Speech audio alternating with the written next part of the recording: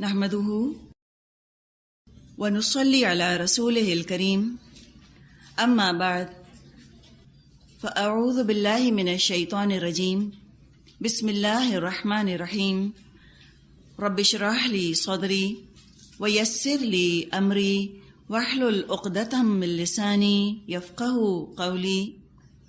سورۃ الانفال آیت نمبر 30۔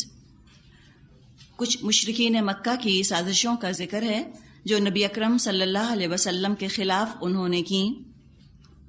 فرمایا وَإِذْ يَمْكُرُ بِكَ الَّذِينَ كَفَرُوا لِيُثْبِتُوكَ أَوْ يَقْتُلُوكَ أَوْ يُخْرِجُوكَ وَيَمْكُرُونَ وَيَمْكُرُ اللَّهُ وَاللَّهُ خَيْرُ الْمَاكِرِينَ۔ وہ وقت بھی یاد کرنے کے قابل ہے جبکہ منکرین حق آپ کے خلاف تدبیریں سوچ رہے تھے کہ وہ آپ کو قید کر دیں یا قتل کر ڈالیں یا جلا وطن کر دیں۔ وہ اپنی چالیں چل رہے تھے اور اللہ اپنی چال چل رہا تھا، اور اللہ سب سے بہتر چال چلنے والا ہے۔ یہ اس دور کی بات ہے جب مشرکین مکہ کو یقین ہو گیا تھا اور ان کے علم میں یہ بات آ گئی تھی کہ مدینے کے انصار مسلمانوں کو اور نبی اکرم صلی اللہ علیہ وسلم کو قبول کرنے کے لیے تیار ہیں، اور کچھ مذاکرات ہیں جو کہ ہو رہے ہیں۔ جب مشرکین کو اس بات کا یقین ہو گیا کہ آپ مدینے چلے جائیں گے تو دارالندوہ ایک ان کی جگہ تھی جس کو کہ یوں سمجھیں کہ آج کل کی اصطلاح میں ہم پارلیمنٹ کہہ دیں، دارالندوہ، وہاں پر وہ جمع ہوئے۔ مشرکین کے بڑے بڑے سردار وہاں موجود تھے، ابو جہل، شیبہ، ابو سفیان، امیہ بن خلف، نضر بن حارث وغیرہ سب ملے اور انہوں نے آپس میں مشورے کیے کہ نبی اکرم صلی اللہ علیہ وسلم کو مدینہ ہجرت کرنے سے کیسے روکا جائے۔ ایک نے مشورہ دیا کہ آپ کو جلا وطن کر دیا جائے، ایگزائل کر دیا جائے۔ دوسرے نے کہا تو یہ تو ترکیب کسی کو پسند نہ آئی۔ انہوں نے سوچا کہ اگر آپ کو جلا وطن کر دیا تو دوسری قومیں آپ کے پیغام پر ایمان لے آئیں گی اور آپ کو طاقت فراہم کریں گی، اور یہی وہ نہیں چاہتے تھے، تبھی تو مدینہ ہجرت نہیں کرنے دے رہے تھے۔ تو کہا کہ نہیں، یہ ترکیب اچھی نہیں ہے۔ دوسرے نے کہا کہ آپ کو لوہے کی بیڑیوں میں قید کر دیا جائے۔ یہ مشورہ بھی اچھا نہ لگا۔ کہا کہ اگر ہم قید کر دیں گے محمد کو صلی اللہ علیہ وسلم تو جو ان کے جانثار ساتھی ہیں وہ تو جان کی بازی لگا کر بھی ان کو چھڑا کر لے جائیں گے۔ تو یہ بھی ترکیب جو ہے اور یہ بھی جو طریقہ ہے یہ عارضی تو ہے، لیکن یہ کوئی علاج نہیں ہے۔ جو مسئلہ ہمارے سامنے کھڑا ہے یہ اس کا کوئی مکمل پرماننٹ علاج نہیں ہے۔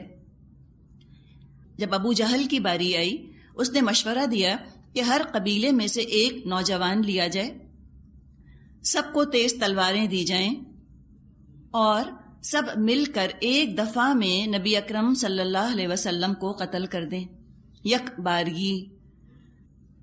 اس کے خیال میں فائدہ یہ تھا کہ عبد مناف نبی اکرم صلی اللہ علیہ وسلم کے قبیلے کا نام تھا۔ تو کہا کہ عبد مناف سب قبیلوں سے تو بدلہ نہیں لے سکیں گے، اس لیے کہ ہر قبیلے کا نوجوان قتل میں شامل ہوگا۔ ایک اکیلا قبیلہ سارے قبیلوں سے تو لڑائی مول نہیں سکتا، تو مجبوراً وہ دیت لینے پر راضی ہو جائیں گے۔ یہ مشورہ چونکہ سب سے برا تھا، لہذا یوں سمجھیں کہ اس ابلیس کی مجلس شورا میں یہ مشورہ نہایت پسند کیا گیا۔ جس چیز میں سب سے زیادہ دین کا نقصان ہو وہی بات تو شیطان کو سب سے اچھی لگتی ہے۔ اس مشورے پر سب کا اتفاق ہو گیا۔ یہ اپنی چالیں چل رہے تھے۔ اللہ نے فرمایا وَيَمْكُرُ اللَّهُ، اور اللہ بھی اپنی چال چل رہا تھا۔ جب کوئی اللہ پر توکل کرتا ہے، اللہ ساری دنیا کے مقابلے میں اس کو کافی ہو جاتا ہے۔ کوئی دشمن کتنا بھی طاقتور ہو، کتنی بھی ترکیبیں کر رہا ہو، اگر مسلمان واقعی مومن ہیں، واقعی متقی ہیں، واقعی متوکل ہیں، اللہ پر توکل کرنے والے ہیں، تو کیسے ہو سکتا ہے کہ اللہ اپنے مومن بندوں کے توکل کی لاج نہ رکھے؟ اللہ نے بھی اپنی ایک چال چلی. اللہ نے جبریل علیہ السلام کو نبی اکرم صلی اللہ علیہ وسلم کے پاس بھیجا. انہوں نے آ کر پوری سازش کا حال اللہ کے رسول کو بتا دیا.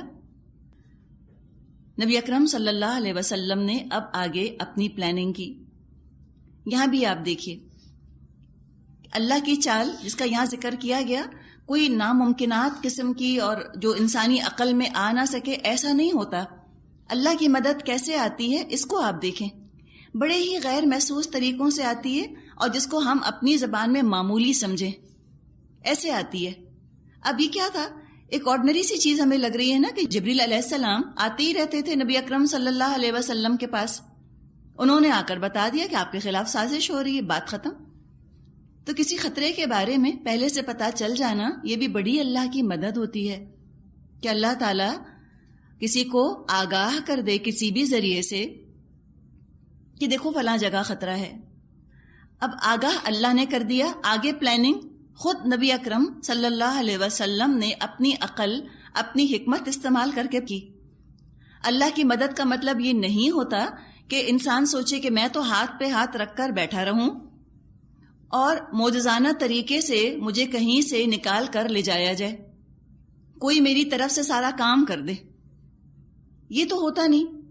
اللہ نے وارن کر دیا. اللہ کی مدد کا ہم ذکر ابھی اس قصے میں آگے بھی پڑھیں گے، لیکن جو بات ہمیں سمجھنے کی ضرورت ہے کہ اللہ مدد فرماتا ہے اور انسان کو پھر اپنا ایفرٹ بھی ڈالنا ہوتا ہے، اس کے اندر پلاننگ اپنی بھی کرنی ہوتی ہے. نبی اکرم صلی اللہ علیہ وسلم نے یہ پلاننگ کی کہ میں اپنے بستر پر نہ سوں اور علی رضی اللہ عنہ کو آپ نے حکم دیا کہ تم میرے بستر پر میری چادر اوڑھ کر سو جاؤ، اور آپ نے یہ بھی فرما دیا کہ تمہارا کچھ نہیں یہ مشرک بگاڑ سکیں گے. تو ایک سبز رنگ کی چادر تھی اللہ کے رسول کی، وہ اوڑھ کر علی رضی اللہ عنہ سو گئے. یہ بھی آپ دیکھیں، یہ ہے مدد اللہ کی. کیا مدد نظر آ رہی ہے آپ کو یہاں پر؟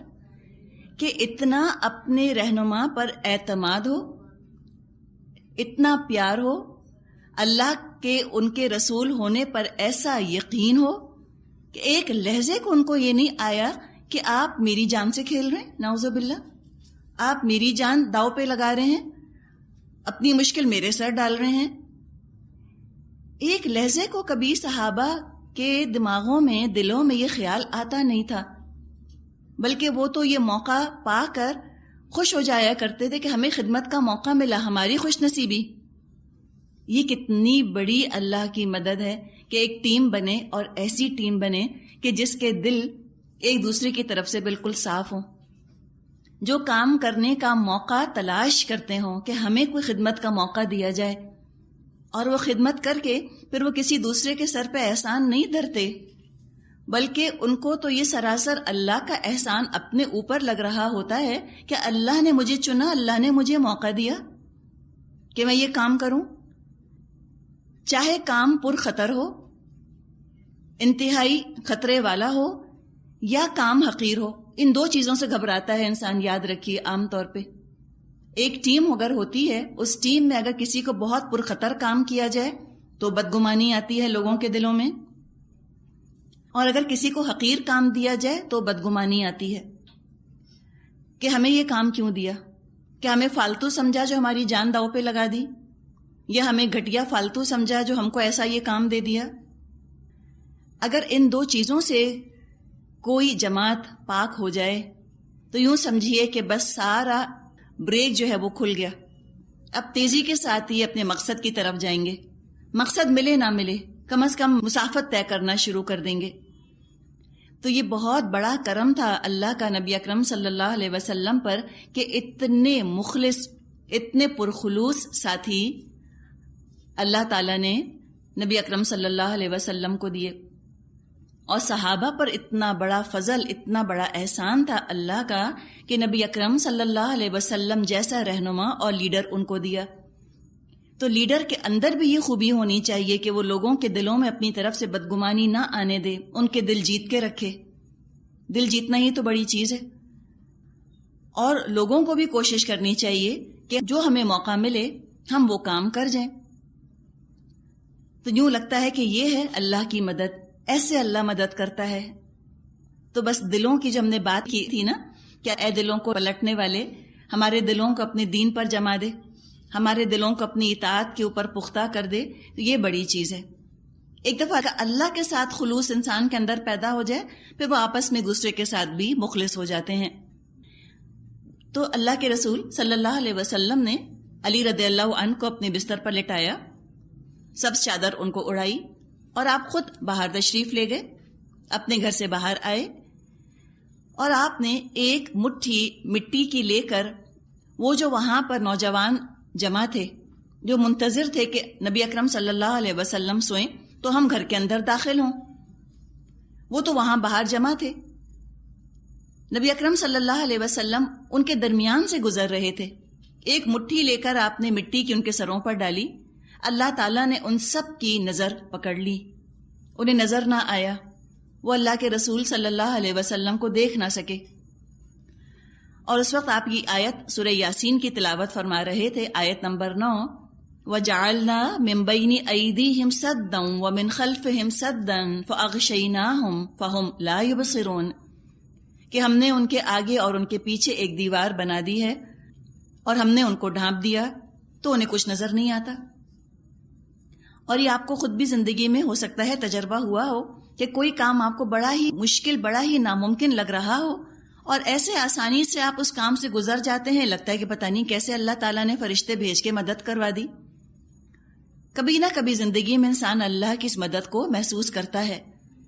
تو جب عام انسانوں کی مدد ہوتی ہے جو کہ عام دنیا کے روٹین کے کام کر رہے ہوتے ہیں، تو کیسے ہو سکتا ہے کہ اللہ اپنے رسول کی مدد نہ کرتا جو کہ اللہ کے دین کا کام کر رہے تھے؟ تو فرمائے کہ اللہ تو بہترین چال چلنے والا ہے۔ اب اللہ کافروں کی مدد کیوں نہیں کرتا؟ اول تو کفر خود وجہ بہت بڑی ہے، جب وہ اللہ کو مانتے نہیں، وہ اللہ کی مدد نہیں کرتے، تو اللہ ان کی مدد کیوں کرے؟ اس کفر کے اوپر ایک اور چیز جس کو ہم کہتے ہیں نا کہ سونے پر سہاگا یا جلتی پر تیل، وہ یہ تھا کہ یہ نہ صرف اللہ کی آیات کو مانتے نہیں تھے بلکہ اللہ کی آیات کا مقابلہ کرنے کی کوشش کرتے تھے۔ ایک تو ہے ریجیکٹ کر دینا، اور دوسرا کیا ہے کہ اس کا مقابلہ کرنے کی کوشش کرنا۔ نضر بن حارث کا اس ضمن میں قول آتا ہے کہ وہ تجارت پیشہ آدمی تھا، مختلف ملکوں کے سفروں پر یہود اور نصارہ کی کتابیں پڑھنے کا، دیکھنے کا اس کو اتفاق ہوا تھا۔ وہ ایک شخص تھا جس نے کہ کوشش کی کہ وہ اللہ کے کلام کے مقابلے میں کوئی چیز لے کر آئے جس سے اللہ کے کلام کا مقابلہ کیا جا سکے۔ اسی کا ذکر آ رہا ہے آیت 31، وَإِذَا تُتْلَى عَلَيْهِمْ آيَاتُنَا قَالُوا قَدْ سَمِعْنَا وَلَوْ نَشَاءُ لَقُلْنَا مِثْلَ هَذَا إِنْ هَذَا إِلَّا أَسَاطِيرُ الْأَوَّلِينَ۔ جب ان کو ہماری آیات سنائی جاتی تھیں تو کہتے تھے ہاں سن لیا ہم نے، ہم چاہیں تو ایسی ہی باتیں ہم بھی بنا سکتے ہیں، یہ تو وہی پرانی کہانیاں ہیں جو پہلے سے لوگ کہتے چلے آ رہے ہیں۔ یہ بات ہے جو کہ نضر بن حارث نے کہی۔ اس نے کہا کون سی نئی بات ہے جو بتا رہے ہیں محمد صلی اللہ علیہ وسلم؟ یہ ساری باتیں تو بائبل کے اندر، تورات کے اندر بھی موجود ہیں، کوئی بڑی بات نہیں۔ آج بھی آپ کو یہ رویہ ملے گا، اگر آپ کسی کو قرآن کی دعوت دیں تو کہیں کون سی نئی بات لکھی ہے قرآن کے اندر؟ وہی روزہ، نماز، حج، زکوٰۃ، سب پتہ ہے ہمیں، کوئی نئی بات تو اس کے اندر ایسی موجود نہیں جو ہم کو لکھنے کی، پڑھنے کی یا سیکھنے کی ضرورت ہو۔ تو جو اس طرح سے سمرلی ڈسمس کر دیں اللہ کے کلام کو، نقصان اپنا کرتے ہیں، نہ ان کے عمل میں اضافہ ہوتا ہے، نہ عمل پختہ ہوتا ہے، اور نہ وہ صراط مستقیم پر تیزی کے ساتھ آگے بڑھ سکتے ہیں۔ تو اس طرح بغیر سنے، بغیر پڑھے ریجیکٹ کر دینا، صرف اس غرے کے اوپر کہ ہاں ہمیں پہلے سے ہی پتہ ہے، کون سی نئی بات ہے، یہ بھی تکبر ہی کی نشانی ہے ایک طرح سے۔ دل نہیں بھی چاہ رہا انسان کا، اچھا بتاؤ کیا ہے، کیا پتا اللہ دل کھول دے۔ تو سننا تو پہلا سٹیج ہے۔ اگر کوئی سننا بھی نہیں چاہتا، بغیر سنے ہی کہہ دیتا ہے کہ ہاں ہاں ہمیں سب معلوم ہے، یہ تو وہی والی چیز ہے، compound ignorance. I don't know that I don't know, مجھے نہیں معلوم کہ میں نہیں جانتا قرآن میں کیا لکھا ہے، یہ نہیں کہتے۔ تو جن کے اندر کمپاؤنڈ اگنورینس ہوتا ہے وہ کبھی ہدایت نہیں پا سکتے، جو سننا بھی نہیں چاہتے، اتنا غرہ ہوتا ہے ان کو اپنے اوپر، کہتے ہیں ہاں یہ کون سی نئی بات لکھی ہے اس کے اندر. جبکہ دنیا میں ہم دیکھتے ہیں کوئی ایک ناول ہے جو پسند آ جائے اس کو لوگ بعض دفعہ 3 4 5 دفعہ پڑھ جاتے ہیں. کوئی ایک مووی اچھی لگ جائے کئی دفعہ اس مووی کو دیکھ جاتے ہیں. کوئی گانا اچھا لگ جائے تو 10 دفعہ اس گانے کو سن لیتے ہیں. دل لگ رہا ہوتا ہے نا، دل ملوث ہو گیا ہوتا ہے نا، دل انوالو ہوتا ہے. ایک دفعہ دل کو کوئی بات اچھی لگ جائے انسان بار بار سننا چاہتا ہے. ہمارے اپنے رشتہ دار ہیں جو ہمیں اچھے لگتے ہیں، ہم کتنی دفعہ ان سے بات کرتے ہیں. کبھی یہ نہیں کہا کہ ہاں کر لی بات، پتہ ہی کیا کہنے والے. یہ تو بیزاری کی علامت ہے نا.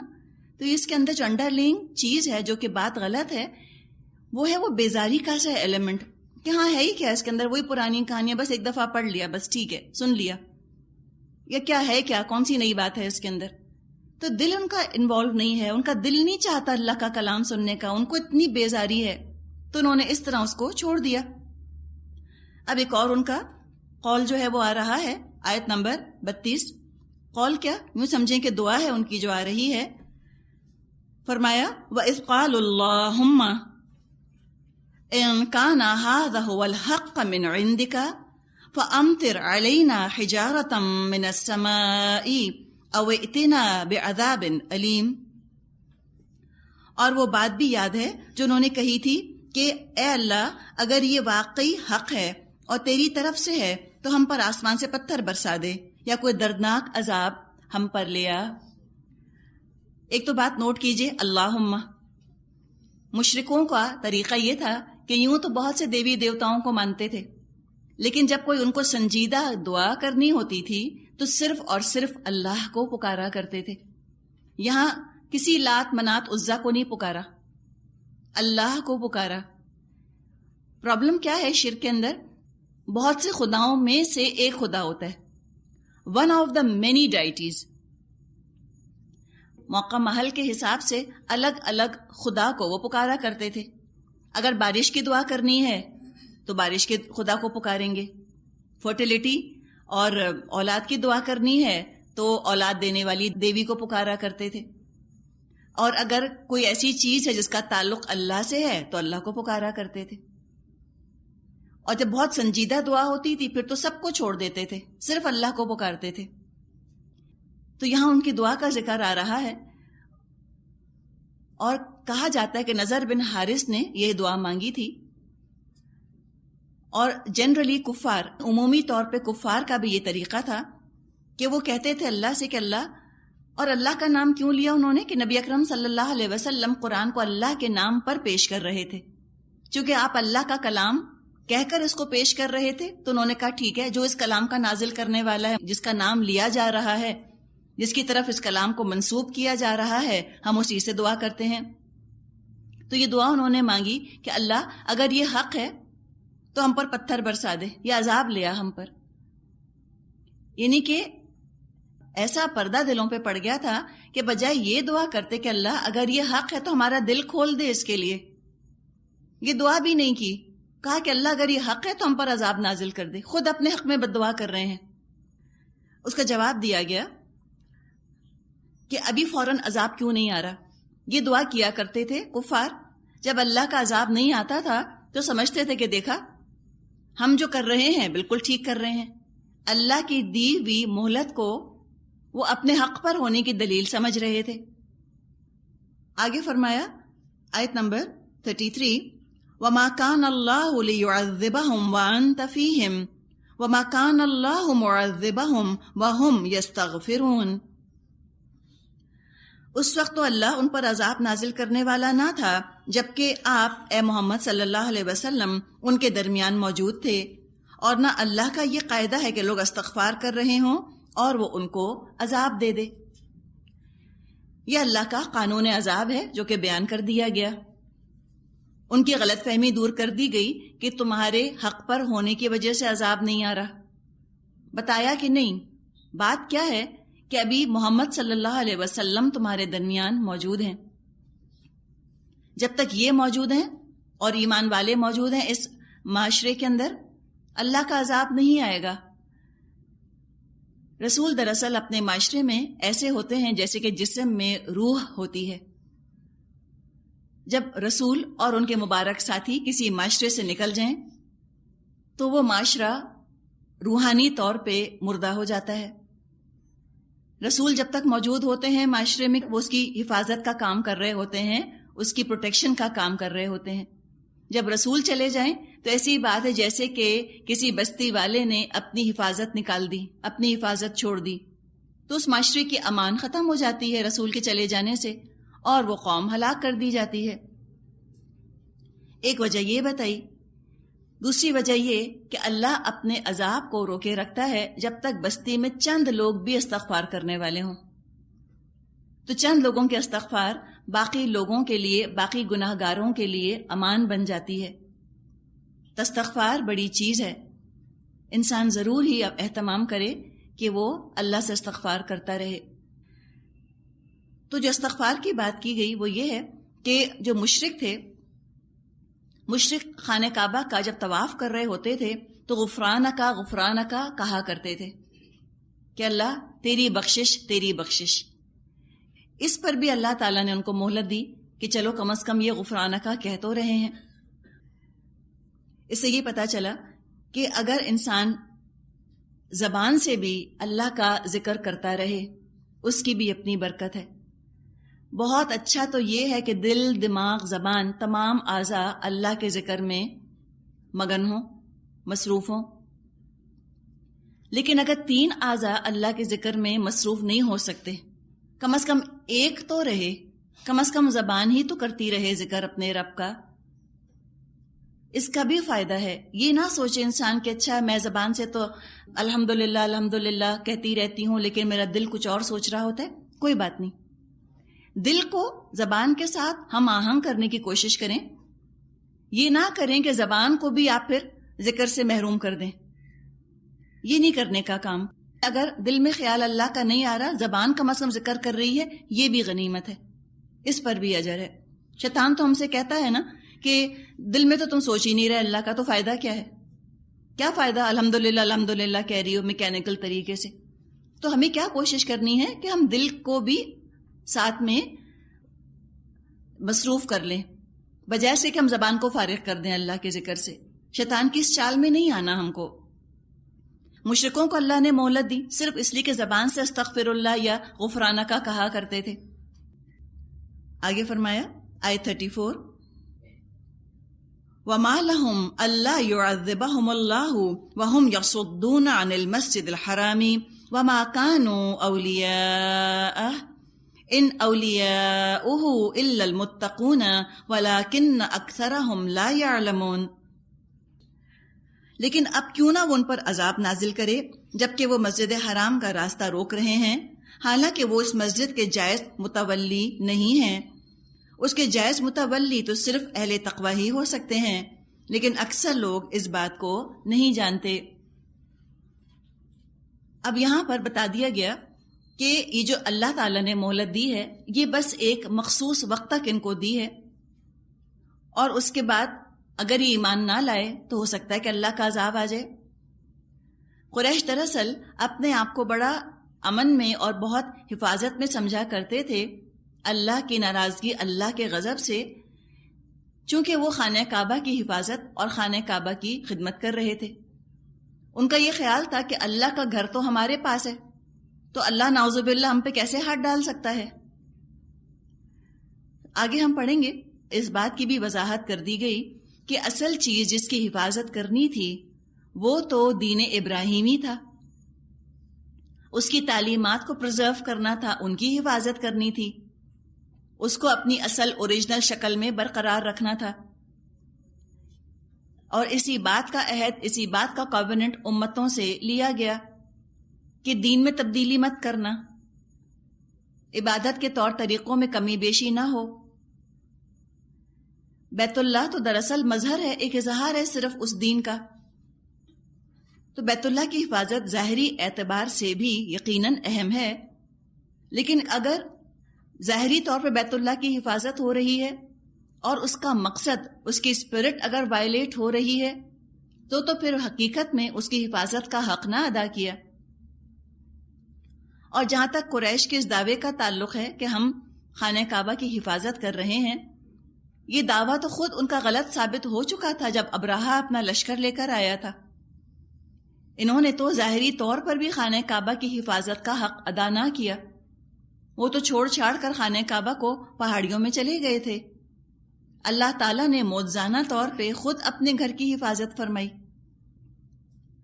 اب ذکر آ رہا ہے کہ انہوں نے کیا حال کر لیا ہے اپنے دین کا، جو اتنا دعویٰ کرتے ہیں کہ ہم نے دین کی اور ہم نے خانہ کعبہ کی حفاظت کی، لیکن دین کا کیا حال کیا۔ فرمایا آیت 35، وَمَا كَانَ صَلَاتُهُمْ عِنْدَ الْبَيْتِ إِلَّا مُكَاءً وَتَصْدِيَةً فَذُوقُوا الْعَذَابَ بِمَا كُنْتُمْ تَكْفُرُونَ۔ بیت اللہ کے پاس ان لوگوں کی نماز کیا ہوتی ہے؟ بس سیٹیاں بجاتے اور تالیاں پیٹتے ہیں۔ بس اب لو اس عذاب کا مزہ چکھو اپنے اس انکار حق کی پاداش میں جو تم کرتے رہے۔ مکاءً، تصدیتاً دو الفاظ آئے ہیں۔ مکا کا مادہ ہے میم کاف واو، اس کا مطلب ہوتا ہے منہ سے آواز نکالنا، جس کا یہاں ترجمہ سیٹیاں کیا گیا۔ سیٹیوں سے ضروری کہ وسلنگ کرتے ہوں، ایک خاص طرح کی آوازیں وہ اپنے منہ سے نکالا کرتے تھے۔ تصدیہ، اس کا مادہ صاد دال یا ہے، مطلب اس کا ہوتا ہے صدائے بازگشت، ایکو، جو چیز ایکو کر جائے۔ اسی سے لفظ صدا بھی بنا ہے۔ صدا ہم اردو میں استعمال کرتے ہیں، کسی کو پکارنا، آواز دینا۔ تو تصدیہ، تالیاں بجایا کرتے تھے نماز کے اندر۔ نماز تو ابراہیم علیہ السلام کے زمانے سے چلی آ رہی تھی، انہوں نے اس عبادت کے طریقے میں تبدیلی کر دی، اور ایک دفعہ عبادت کا طریقہ تبدیل ہو جائے، پورے کا پورا دین تحریف کا شکار ہو جاتا ہے۔ یہ جو انہوں نے نماز میں تبدیلی کی، یہ ایک دم تو نہیں کر دی ہوگی، رفتہ رفتہ کی ہوگی، اور ہو سکتا ہے جس نے شروع کی ہو بہت نیک نیتی سے شروع کی ہو، بہت خلوص کے ساتھ شروع کی ہو، یہ سوچ کر شروع کی ہو کہ ذرا اس سے دین میں اٹریکشن بڑھ جائے گا لوگوں کے لیے اور لوگ کنورٹ ہوں گے۔ تو یاد رکھیں کہ جب ہم دین میں تبدیلی کر کے اس کو لوگوں کے لیے اٹریکٹیو بنانا چاہتے ہیں تو دین میں بگاڑ آ جاتا ہے۔ تبدیل دین کو نہیں کرنا، تبدیل لوگوں کو کرنا ہے، کہ لوگوں کو تبدیل اس طرح کر دیا جائے کہ ان کو دین اٹریکٹیو لگنے لگ جائے، اور دین کو اوریجنل فارم میں برقرار رکھنا ہے۔ بگاڑ کہاں آتا ہے تبلیغ کرنے والوں کی طرف سے؟ کہ جب لوگ اوریجنل فارم پر باقی رہیں، اپنے شرک، اپنے کفر، اپنی دنیا پرستی پر برقرار رہیں، اور دین کو تبدیل ایسے کر دیا جائے کہ وہ ان کو اچھا لگنے لگے۔ یہ نسبتاً آسان کام ہے دین تبدیل کرنا، تو بہت سے لوگوں نے یہ کام کیا، اور مسلمانوں میں سے بھی بہت سے لوگوں نے یہ کام کیا کہ انہوں نے دین کے طریقوں میں رنگینی پیدا کی۔ نیت ہو سکتا ہے بہت اچھی ہو کہ اس سے ہم ہندوؤں کو، سکھوں کو، کرسچنز کو، یہودیوں کو اپنے دین کی طرف اٹریکٹ کر کے دین کو پرکشش بنا کے ہم انہیں مسلمان کر لیں گے، لیکن اللہ کو نہیں چاہیے تعداد اس طرح سے جو دین کی تبدیلی کے ساتھ آئے۔ دین کو اپنے اوریجنل پرنسٹین پیورٹی میں برقرار رکھنا اور لوگوں کو تبدیل کرنا، یہ تو بہت صبر آزما بڑا مشکل کام ہے۔ اس کے تو کئی مرحلے ہیں۔ یہ چونکہ راستہ مشکل ہے، لہٰذا اس کو عموماً چھوڑ دیا جاتا ہے، اور دین تبدیل کر کے سمجھا یہ جاتا ہے کہ دین کی بڑی خدمت کی۔ اور عوام بھی تو کل انعام ہوتے ہیں نا، لوگ بھی تو بالکل سوچتے سمجھتے نہیں، وہ کسی کا بھی بس یہ دیکھتے ہیں کہ اس نے کتنے لوگوں کو کلمہ پڑھا دیا۔ اگر اتنے لوگوں کو کلمہ پڑھا دیا، وہ کہتے ہیں یہ تو بہت بڑا ولی اللہ تھا۔ یہ نہیں دیکھتے کلمہ پڑھ کے فائدہ کیا ہوا۔ تو یہاں جس نے بھی تبدیلی شروع کی، ہو سکتا ہے نیت بہت اچھی ہو، لیکن ہوتا کیا ہے کہ عبادت کے طریقوں میں کمی بیشی کرنے سے اصل دین تو ایک طرف رہ جاتا ہے، اور تبدیل شدہ طریقے وہ اصل دین بن جاتے ہیں۔ بدلا ہوا دین، مین میڈ دین، گاڈ گیون دین کو ریپلیس کر دیتا ہے۔ انسانوں کا بنایا ہوا دین اللہ کے دیے ہوئے، رسول کے دیے ہوئے دین کو بدل دیتا ہے، اس کی جگہ آ جاتا ہے۔ ایک اور چیز آپ نوٹ کریں گی کہ عبادت کے طریقے میں اور اس کے مقصد میں بہت گہرا تعلق ہے. عبادت کے طریقے میں، عبادت کا طریقہ کیا؟ نماز کیسے پڑھی جائے، قرآن کیسے پڑھا جائے، یہ ہے نا عبادت کے طریقے. عبادت کے طریقے میں اور اس کے مقصد میں بڑا گہرا تعلق ہوتا ہے. جس مقصد کے لیے آپ جو چیز استعمال کر رہے ہوتے ہیں اس کو اسی طریقے سے استعمال کرتے ہیں. مثال کے طور پہ آپ دیکھیں جیسے کہ یہ پین ہے، ٹھیک ہے. اب اگر اس پین کو مجھے لکھنے کے لیے استعمال کرنا ہے تو میں اس کو خاص طریقے سے پکڑوں گی، ایسے کر کے پکڑوں گی. اب مجھے اس پین کو استعمال کرنا ہے ایک بک مارک کے طور پہ، تو میں اس کو لٹا دوں گی اپنی بک کے اوپر، اپنی کاپی پہ اس طرح سے، ٹھیک ہے. یا مجھے کہیں پوائنٹ کرنے کے لیے اس پین کو استعمال کرنا ہے، مجھے فرق نہیں پڑتا کہ اس کی نوک کس طرف ہے، اس کو پکڑ کے پوائنٹ کر دیا یوں کر کے. تو جو مقصد ہوتا ہے، مقصد کے حساب سے طریقہ اختیار کیا جاتا ہے.